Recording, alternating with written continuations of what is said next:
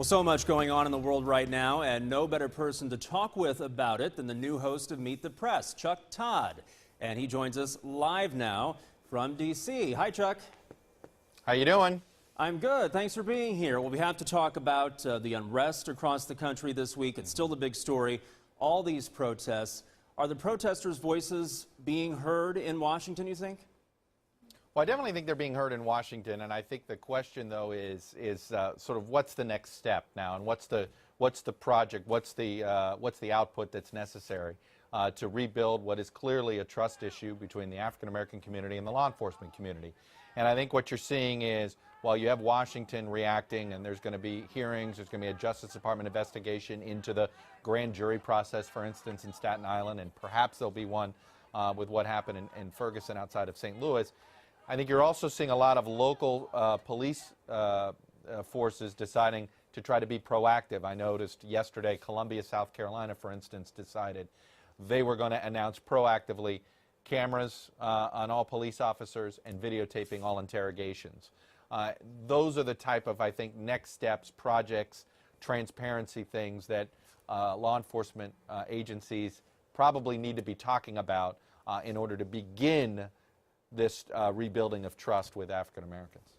All right, 2016, just around the corner already. Yeah. Could we see the first candidates announcing their candidacies in the next month or two already?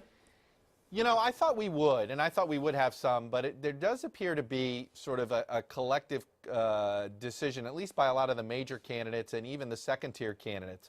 I still think you might get a minor candidate here or there that may announce, you know, before the end of the calendar year. But there seems to be a bunch of them that really want to hold off announcing and not do it as early as what happened 8 years ago. 8 years ago, Barack Obama and Hillary Clinton both got in the race in January of '07.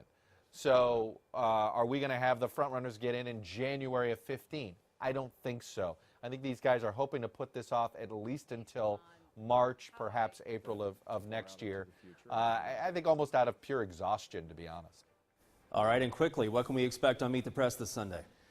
Well, we're going to spend a lot of time on this law enforcement issue and tackle it that way. We've got a lot of different parts of the law enforcement community, police officers, police chiefs, mayors, DAs, all getting together in sort of a summit-like deal that we're going to have on Meet the Press. And then also we're going to tackle immigration. We've got the new governor of Texas, who became one of 17 states to sue the president over his immigration actions. And you brought up 2016.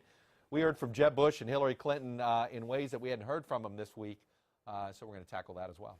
All right, already the hot topic. Thank you, Chuck. We appreciate it. And, of course, you can see Meet the Press this Sunday morning at 9 right here on your 41 Action News station.